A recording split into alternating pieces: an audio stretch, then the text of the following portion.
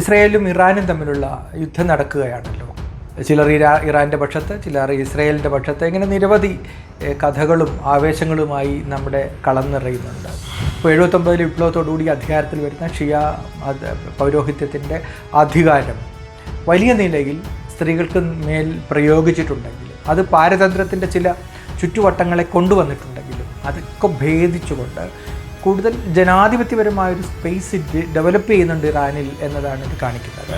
ഇറാനെക്കുറിച്ച് നമുക്കുണ്ടാവേണ്ട മറ്റൊരു ബോധ്യം, ഇറാൻ്റെ ഗ്രാമപ്രദേശങ്ങളിൽ ഫ്രൈഡേ പ്രയറിന് പോകുന്ന മുസ്ലിങ്ങളുടെ എണ്ണം 1%-2% ഇടയിലാണ് എന്നതാണ് കാണിക്കുന്നത്. നഗരങ്ങളിലൊക്കെ വരുമ്പോൾ കുറച്ചുകൂടെ കൂടുന്നുണ്ട്. എങ്കിൽ കൂടിയും മാക്സിമം 10% താഴെ മാത്രമേ ഫ്രൈഡേ പ്രയറിൽ പോലും ഇതുപോലൊരു രാജ്യത്ത് ആളുകൾ പോകുന്നുള്ളൂ. അത്രയും മതാത്മകതയെ അവരുടെ ജീവിതത്തിലുള്ളൂ. ഇറാൻ്റെ ചരിത്രത്തിലേക്ക് നോക്കിയാൽ അത്യന്തം നാടകീയവും വയലൻസും വിപ്ലവങ്ങളും യുദ്ധങ്ങളും യാത്രകളും കലർപ്പുകളും നിറഞ്ഞ സംഭവബഹുലമായ ഒരു ഭൂതകാലമാണ് നമുക്ക് കാണാനാവുക. ഇസ്ലാമിക മൗലികവാദികളുടെ ഒരു സമൂഹവും തീവ്രവാദ സമാനമായ അധികാരങ്ങൾ കൈകാര്യം ചെയ്യുന്ന ഒരു രാജ്യവും എന്നതിനപ്പുറത്ത് ഇറാൻ എന്താണ് ഈ ലോകത്തിൻ്റെ മുമ്പിൽ വച്ചിട്ടുള്ളത്?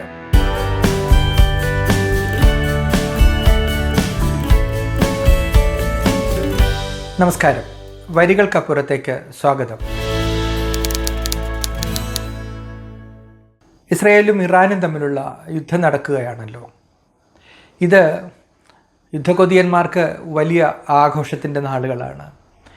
ചിലർ ഇറാൻ്റെ പക്ഷത്ത്, ചിലർ ഇസ്രയേലിൻ്റെ പക്ഷത്ത്, ഇങ്ങനെ നിരവധി കഥകളും ആവേശങ്ങളുമായി നമ്മുടെ കളം നിറയുന്നുണ്ട്. എന്നാൽ ഇരുഭാഗത്തും യുദ്ധത്തിൽ മരിക്കുന്ന മനുഷ്യരുടെ, ഭവനം നഷ്ടപ്പെടുന്ന മനുഷ്യരെ, കുട്ടികൾ നഷ്ടപ്പെടുന്ന മനുഷ്യരുടെ സങ്കടങ്ങളോടൊപ്പം നിൽക്കുന്ന ആളുകളുടെ വ്യസനങ്ങൾക്കൊപ്പം നിൽക്കുന്ന മനുഷ്യരും ഈ നാട്ടിലുണ്ട്. അതുപോലെ തന്നെയാണ് ഈ യുദ്ധത്തിന് ഇവരെ പ്രേരിപ്പിക്കുന്ന ചരിത്ര സാഹചര്യങ്ങൾ എന്താണെന്നും ഈ രണ്ട് രാജ്യങ്ങളുടെയും സ്ഥിതി എന്തായിരുന്നു എന്നും അവരുടെ പൂർവ്വകാലങ്ങളിലേക്ക് നോക്കാൻ ഈ അവസരത്തെ ഉപയോഗിക്കുന്ന ആളുകളുമുണ്ട്. അത്തരത്തിൽ ചില അന്വേഷണങ്ങൾ നടത്തുന്ന മനുഷ്യരുമുണ്ട്. ഉദാഹരണത്തിന് എമ്പുരാൻ സിനിമ വന്നപ്പോൾ സംഭവിച്ചൊരു കാര്യം, ഈ പുതിയ തലമുറയിൽപ്പെട്ട ആളുകൾക്ക് ഗുജറാത്ത് കലാപം എന്ന് കേട്ടിട്ടുണ്ടായിരുന്നു എന്നതിനപ്പുറത്ത് എന്താണ് ഗുജറാത്തിൽ സംഭവിച്ചത് എന്നതിനെ സംബന്ധിക്കുന്ന കൃത്യമായൊരു ധാരണ ഉണ്ടായിരുന്നില്ല. എമ്പുരാൻ വിവാദമാവുന്നതോടുകൂടി, അല്ലെങ്കിൽ എമ്പുരാൻ സിനിമയിൽ ഗുജറാത്ത് കലാപം പരാമർശ വിഷയമാവുന്നതോടുകൂടി ചെറുപ്പക്കാരിലൊരു വലിയ വിഭാഗം സാധ്യമായ എല്ലാ അന്വേഷണങ്ങളിലൂടെയും പുറകോട്ട് പോയി നോക്കാൻ ശ്രമിക്കുകയുണ്ടായി. ഇതാണ് യഥാർത്ഥത്തിൽ ആ സിനിമ ഇവിടെ ഈ ഗുജറാത്ത് കലാപത്തിന് കാരണക്കാരായ ആളുകളെയും സംഘടനകളെയൊക്കെ ചൊടിപ്പിച്ച പ്രധാനപ്പെട്ട കാരണം. അതുപോലെ ഇക്കാലത്ത്, ഈ യുദ്ധകാലത്ത് ഇറാനെയും ഇസ്രായേലിനെയും അവരുടെ ചരിത്രത്തിന്, അവരുടെ വേരുകളിലേക്ക് പോയി നോക്കാനുള്ള ഒരു അവസരമായി പുതിയ തലമുറ ഇതൊരു സാഹചര്യമായി എടുക്കണമെന്നാണ് എനിക്ക് പ്രാഥമികമായി അഭ്യർത്ഥിക്കാനുള്ളത്.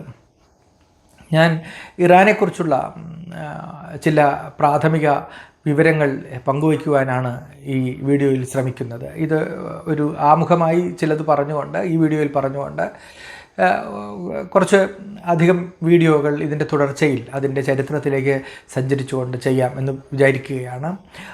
പ്രധാനമായും എന്താണ് ഇറാൻ? ഇന്നിവിടെ നമ്മൾ പറഞ്ഞു കേൾക്കുന്ന പൊതുധാരണകൾക്കപ്പുറത്ത് എന്തെങ്കിലും ഇറാൻ്റെ ഭാഗത്തുനിന്ന് അറിയാനുണ്ടോ? ഇസ്ലാമിക മൗലികവാദികളുടെ ഒരു സമൂഹവും തീവ്രവാദ സമാനമായ അധികാരങ്ങൾ കൈകാര്യം ചെയ്യുന്ന ഒരു രാജ്യവും എന്നതിനപ്പുറത്ത് ഇറാൻ എന്താണ് ഈ ലോകത്തിൻ്റെ മുമ്പിൽ വച്ചിട്ടുള്ളത്? മതത്തിൻ്റെയും അതിലൂന്നിയ വൈരുദ്ധ്യങ്ങളുടെയും മാത്രം ഒതുക്കി നിർത്താവുന്ന ഒന്നാണോ ഇറാൻ്റെ സംസ്കാരവും അവിടുത്തെ ജനതയുടെ ജീവിതവും എന്നത് ഇക്കാലത്ത് ഉണ്ടാകേണ്ട ഒരു പ്രധാനപ്പെട്ട ചോദ്യമാണ്. അതിന്മേലൂന്നിയ ഒരു അന്വേഷണം അത്യാവശ്യമാണ്. ഇറാൻ്റെ ചരിത്രത്തിലേക്ക് നോക്കിയാൽ അത്യന്തം നാടകീയവും വയലൻസും വിപ്ലവങ്ങളും യുദ്ധങ്ങളും യാത്രകളും കലർപ്പുകളും നിറഞ്ഞ സംഭവബഹുലമായ ഒരു ഭൂതകാലമാണ് നമുക്ക് കാണാനാവുക. ലോകത്തിൻ്റെ ഏറ്റവും ദൈർഘ്യമേറിയ, ലോകത്തിൻ്റെ ഏറ്റവും പഴക്കം ചെന്ന സംസ്കാരങ്ങളിലൊന്നാണ് ഇറാൻ്റേത്. അത് ഇന്ന് അത്തരത്തിൽ ആ രാജ്യത്തെ പലരും ഓർമ്മിക്കുന്നുണ്ടാവില്ല. ഈ നീണ്ട സാംസ്കാരിക ചരിത്രം ലോകം മുഴുവനുമുള്ള മനുഷ്യരെ ഒരു വിധത്തിലെങ്കിൽ മറ്റൊരു വിധത്തിൽ ഇറാൻ സ്പർശിക്കുന്നുണ്ട്. ഇന്ത്യക്കാരെ സംബന്ധിച്ചിടത്തോളം അത് വളരെ തീവ്രമായ സ്പർശമാണ്. ധാരാളം ഇടങ്ങളിൽ, ധാരാളം അംശങ്ങളിൽ പേർഷ്യൻ സംസ്കാരം നമ്മുടെ നാടിനെ തൊട്ടുകൊണ്ടേയിരിക്കുന്നു. ഇന്ത്യ മാത്രമല്ല, ലോകമെമ്പാടുമുള്ള മനുഷ്യരെ ഒരു വിധത്തിൽ അല്ലെങ്കിൽ മറ്റൊരു വിധത്തിൽ ഇറാൻ സ്പർശിക്കുന്നുണ്ട്. വളരെ അഗ്രസീവായ, എക്സ്പാൻഷനിസ്റ്റായ ഒന്നാണോ ഇറാൻ്റെ ഭരണകൂടം, അതോ പാസീവായ, പ്രതിരോധത്തിലൂന്നിയ നിലപാടാണോ അവർക്കുള്ളത്? ഇറാനെ നയിക്കുന്ന ഷിയ മുസ്ലിം ധാര ഇസ്ലാമിലെ തന്നെ ഏറ്റവും വയലൻ്റായ വിഭാഗമാണോ, അതോ മറിച്ചാണോ? ഈ വക ചോദ്യങ്ങളെല്ലാം ഈ സമയത്ത് നമ്മൾ തേടേണ്ടതുണ്ട്. ലോകത്തിലെ പഴക്കം ചെന്ന സംസ്കാരങ്ങളിലൊന്നായ ഇറാനിയൻ സംസ്കാരം അഥവാ പേർഷ്യൻ സംസ്കാരം തുടക്കം മുതൽ അതിൻ്റെ വൈവിധ്യം കൊണ്ടും തനതായ സാംസ്കാരിക അടയാളങ്ങൾ കൊണ്ടും സവിശേഷ ശ്രദ്ധ നേടിയിട്ടുണ്ട്. പുതിയ കാലത്തിൻ്റെ മുഖമുദ്രയായി വരുന്ന നമ്മുടെ സാമൂഹികതയെ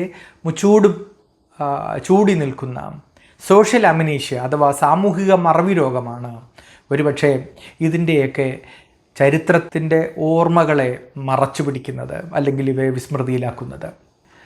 ഇറാൻ ഭൂമിശാസ്ത്രപരമായി നോക്കിയാൽ ഇറാൻ വെറും ചൂടേറിയ ഒരു മരുപ്രദേശമല്ല, അങ്ങനെ കരുതുന്നവരുണ്ട്. തണുത്തുറഞ്ഞ പർവ്വതങ്ങളാൽ ചുറ്റപ്പെട്ട ഭൂമിയിലെ തന്നെ ഏറ്റവും ഉയർന്ന ഫലഭൂഷ്ഠതയുള്ള കൃഷിഭൂമികളാൽ സമൃദ്ധമാണ് ഇറാൻ്റെ ഭൂപ്രദേശം. ഏറ്റവും ഗംഭീരമായ ഫലഭൂഷ്ടമായ കൃഷിയിടങ്ങളാണ് ഇറാൻ്റേത്. അതുപോലെ തന്നെ വളരെ ലഷായ തഴച്ചുമുറ്റിയ നിത്യഹരിത വനങ്ങളുടെ ഗംഭീരമായ ഒരു ട്രോപ്പിക്കൽ വനശേഖരം ഇറാനുണ്ട്. ഇറാൻ്റെ ഒരറ്റം മുതൽ മറ്റൊരറ്റം വരെ നമ്മൾ നോക്കിയാൽ അത്യുഷ്ണത്തിൽ നിന്ന് അതിശൈത്യം വരെ എത്തുന്ന കാലാവസ്ഥാ വൈവിധ്യത്തിൻ്റെ വിപുലമായ ഒരു സ്പെക്ട്രം ഇറാന് സ്വന്തമാണ്. ഇതാണ് എല്ലാ കാലാവസ്ഥാ സാഹചര്യങ്ങളുടെ ഒരു പരിച്ഛേദം ഇറാനിലുണ്ട്. ഈ വൈവിധ്യം സംസ്കാരത്തിലും ജീവിതത്തിലും അതേപടി നിഴലിക്കുന്നുണ്ട് എന്നുള്ളതാണ്. ഇനി ജനതയിലേക്ക് നോക്കിയാൽ അതും ഏകശിലാത്മകമായ ഒന്നല്ല. ഷിയ മുസ്ലിങ്ങളുടെ മാത്രം ഒരു നാടല്ല ഇറാൻ. അവിടുത്തെ ജനസംഖ്യയുടെ പകുതി മാത്രമാണ് ഷിയ മുസ്ലിങ്ങൾ വരുന്നത്. ബാക്കി പകുതി അസറീസ് വരുന്നുണ്ട്, കുർദുകൾ വരുന്നുണ്ട്, ജിലാക്കികൾ വരുന്നുണ്ട്, ബലൂജികൾ വരുന്നുണ്ട്, തുർക്ക്മെൻസ് വരുന്നുണ്ട്, ക്രിസ്ത്യാനികളടക്കമുള്ള മറ്റനേകം ന്യൂനപക്ഷ വിഭാഗങ്ങൾ വരുന്നുണ്ട്. ഇതെല്ലാം ചേർന്നതാണ് ഇറാൻ്റെ ജനത. അത്രയും വൈവിധ്യപൂർണമായ ഒന്നാണ് ഇറാൻ്റെ ജനത. 1979 ഇസ്ലാമിക വിപ്ലവമാണ് ലോകത്തിലെ ഏറ്റവും റെസ്ട്രിക്റ്റഡായ ഒരു ഡ്രസ് കോഡിൽ അവിടുത്തെ സ്ത്രീകളെ ഒതുക്കുന്നത്. അങ്ങനെ വളരെ യാഥാസ്ഥിതികമായ ഒരു ഭരണകൂടം അവിടെ ഉണ്ടായിത്തീർന്നിട്ടും സ്ത്രീകളുടെ മേൽ ഇരുട്ട് വരുത്തിയ ആ നടപടിക്രമങ്ങളിലൂടെ ഈ സ്ത്രീകൾ വളരെയധികം ഒതുങ്ങിപ്പോയെങ്കിലും സമീപകാലത്ത് വലിയ മുന്നേറ്റമാണ് സ്ത്രീകൾ അവിടെ നടത്തിയിട്ടുള്ളത്. സ്ത്രീകളുടെ മുന്നേറ്റങ്ങൾ പലതും ഈ അടുത്ത കാലത്ത് വരുന്ന, ഇപ്പോൾ ശിരോവസ്ത്രം ഉപേക്ഷിച്ചുകൊണ്ട് അവർ നടത്തുന്ന ഒരു ഗംഭീരമായ മുന്നേറ്റം ഈ അടുത്ത കാലത്താണ് ഉണ്ടായിട്ടുള്ളത്. അവിടുത്തെ ഭരണകൂടത്തിന് നേരെ ഉജ്ജ്വലമായ പ്രതിഷേധങ്ങളാണ് സ്ത്രീകൾ നടത്തുന്നത്. ഒരുപക്ഷെ അവിടെ പുരുഷന്മാർ നടത്തുന്നതിനേക്കാളും പ്രധാനപ്പെട്ട സമരങ്ങളെ നയിക്കുന്നത് സ്ത്രീകളാണ്. ഇന്ന് ഇറാനിലെ യൂണിവേഴ്സിറ്റികളിൽ പഠിക്കുന്ന വിദ്യാർത്ഥികളിൽ 60% സ്ത്രീകളാണ്.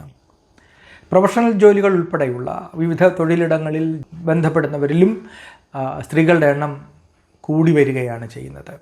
ഇപ്പോൾ 79 വിപ്ലവത്തോടുകൂടി അധികാരത്തിൽ വരുന്ന ഷിയ പൗരോഹിത്യത്തിൻ്റെ അധികാരം വലിയ നിലയിൽ സ്ത്രീകൾക്ക് മേൽ പ്രയോഗിച്ചിട്ടുണ്ടെങ്കിലും അത് പാരതന്ത്രത്തിൻ്റെ ചില ചുറ്റുവട്ടങ്ങളെ കൊണ്ടുവന്നിട്ടുണ്ടെങ്കിലും അതൊക്കെ ഭേദിച്ചുകൊണ്ട് കൂടുതൽ ജനാധിപത്യപരമായൊരു സ്പേസ് ഡെവലപ്പ് ചെയ്യുന്നുണ്ട് ഇറാനിൽ എന്നതാണ് ഇത് കാണിക്കുന്നത്. അത് സമരങ്ങൾ പോലും സ്ത്രീകൾ ഇനിഷ്യേറ്റ് ചെയ്യുന്നു എന്ന് കാണുന്നതും വിദ്യാഭ്യാസ രംഗത്ത് കൂടുതൽ സ്ത്രീകൾ വരുന്നതും ഇറാൻ പഴയ ഇറാൻ അല്ല എന്ന് തന്നെയാണ് കാണിക്കുന്നത്. ഇറാൻ്റെ വൈവിധ്യം നേരത്തെ ഞാൻ പറഞ്ഞതുപോലെ ഭൂമിശാസ്ത്രപരമായും ജീവിതത്തിൻ്റെ കാലാവസ്ഥപരമായും ഒക്കെ ഉണ്ടായിരിക്കുന്ന വൈവിധ്യം അവരുടെ ജീവിതത്തിൽ പലതരത്തിൽ നിഴലിച്ചിട്ടുള്ളതിൻ്റെ മറ്റൊരു ലക്ഷണം സാഹിത്യത്തിൽ ഉള്ളതാണ്. ഈ കവിതയും കഥയും ഒക്കെ നിഴലിക്കുന്ന ഒരു ജീവിതം. ഇപ്പോൾ പ്രത്യേകിച്ച് കവിതയുടെ കാര്യത്തിലുള്ളൊരു കാര്യം എന്ന് പറഞ്ഞാൽ നമ്മൾ അവരോട് ഇപ്പോൾ ഒരു ഇറാനിയോട് സംസാരിക്കുമ്പോൾ ആ സാധാരണ സംഭാഷണത്തിനകത്തേക്ക് കവിത കടന്നു വരുന്നത് കാണാൻ പറ്റും. അത് അപൂർവം മനുഷ്യരോട്, ലോകത്തിലെ എല്ലാ വിഭാഗങ്ങളിലെ മനുഷ്യരോടും സംസാരിക്കുമ്പോൾ നമ്മൾക്ക് ഇങ്ങനെ അവരുടെ നിത്യസംഭാഷണത്തിൻ്റെ ഇടയിൽ കവിത വരാറില്ല.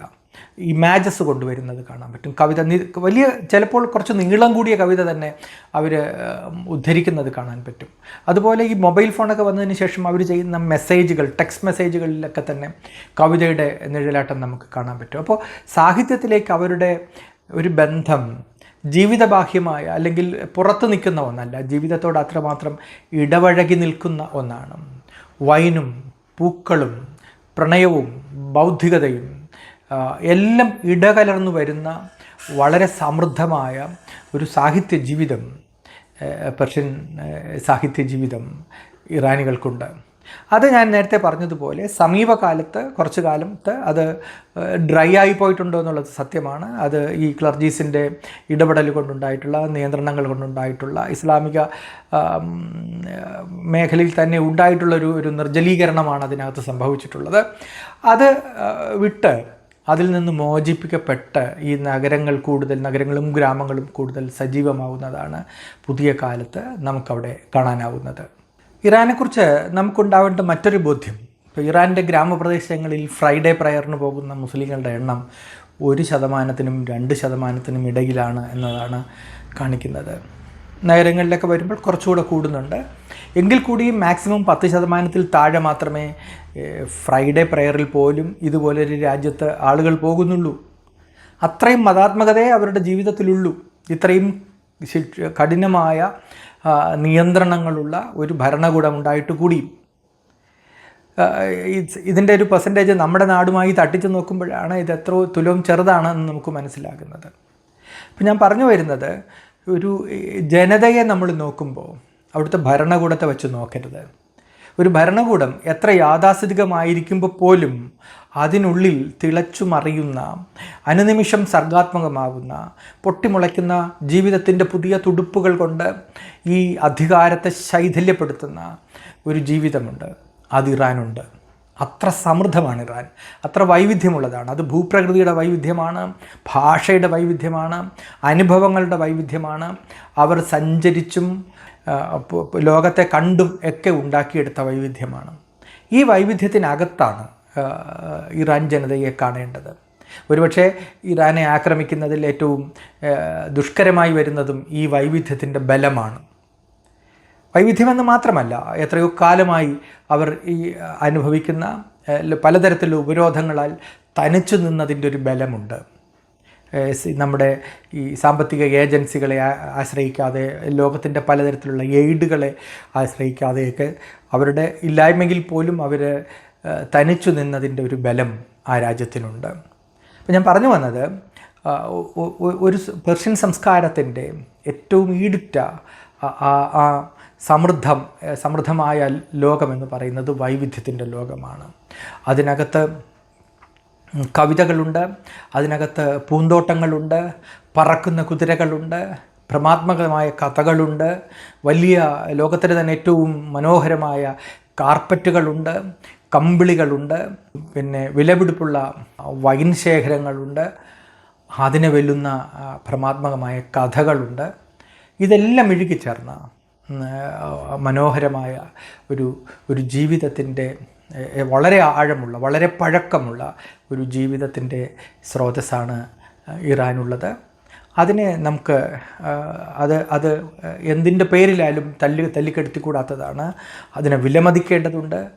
അത് ഒരു വിധത്തിൽ അല്ലെങ്കിൽ മറ്റൊരു വിധത്തിൽ ഈ ലോകത്തെ എല്ലാ മനുഷ്യരെയും സ്പർശിക്കുന്നുണ്ട്.